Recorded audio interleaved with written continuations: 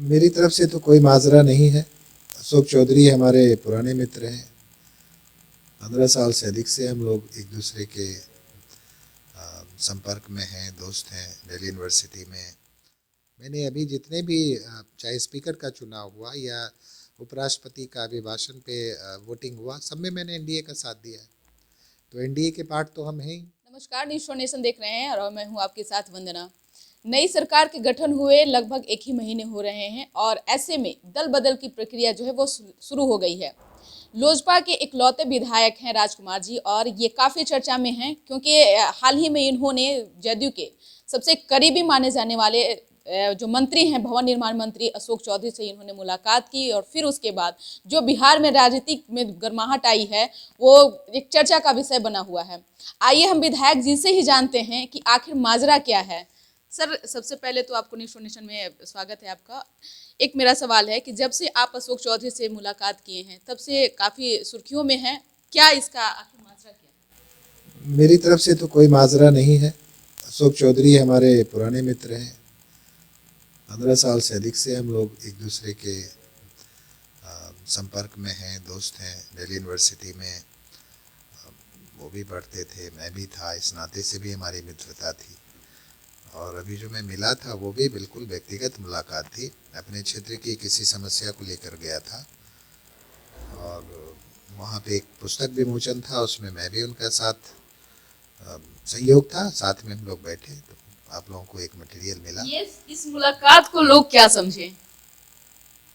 लोग तो देखिए, राजनीतिक माहौल इस वक्त ऐसा है कि लोग कोई भी कयास लगा सकते हैं, लेकिन मेरी ओर से बिल्कुल व्यक्तिगत मुलाकात थी ये।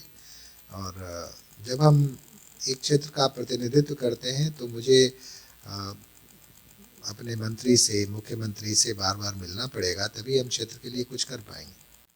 आप लोजपा के इकलौते विधायक हैं क्योंकि जिस तरह से चिराग पासवान एक चोटी एड़ी जो होता है एकदम एक मिलाए हुए थे, फिर भी उन्होंने करारा हार का सामना किया, लेकिन आप इन सब में से एक इकलौते विधायक निकले।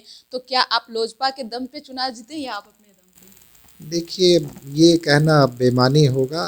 सभी लोगों का सहयोग रहता है। जब आप किसी दल से टिकट लेते हैं तो उस दल की कुछ तो अहमियत होती ही है।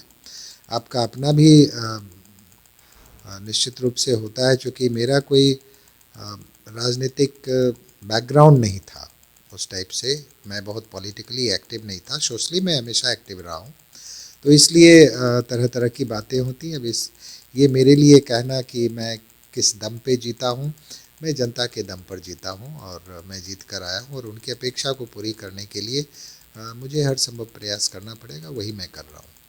राजकुमार जी, ऐसे ही मुलाकात बसपा के भी विधायक थे जमा खां जी, उन्होंने भी जदयू से मुलाकात की, फिर वो मुलाकात जदयू के करीब बन गए। क्या ऐसे ही मुलाकात ये भी मानी जाए? देखिए, बसपा की मुलाकात कैसी थी उसके बारे में मेरा कमेंट करना उचित नहीं होगा।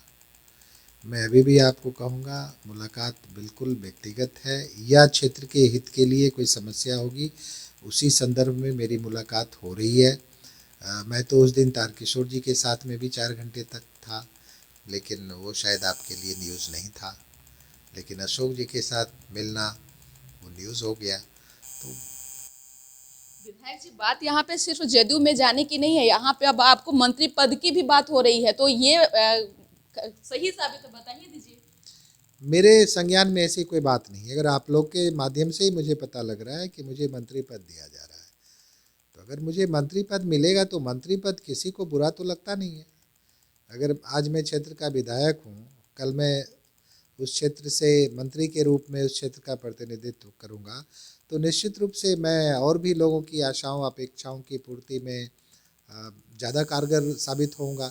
लेकिन ऐसी मेरी कोई जानकारी नहीं है कि मुझे मंत्री पद दिया जा रहा अभी है। आप लोजपा से अलग नहीं होंगे? बिल्कुल नहीं, हम लोजपा में ही हैं। कंफर्म है? फिर देखिए, कंफर्म है, अभी आपसे बात कर रहा हूँ, मैं एज ए लोजपा विधायक बात कर रहा हूँ। और आप समझिए एक लेकिन बात, आपकी आपकी आवाज में ही ना में हाँ लग रहा है, हाँ में ना, हाँ ना में हाँ हो जा रहा है, हाँ में ना हो जा रहा देखिए, मैं एनडीए का पार्ट तो हूँ। आप इस बात को मानेंगे या नहीं मानेंगे? है जी।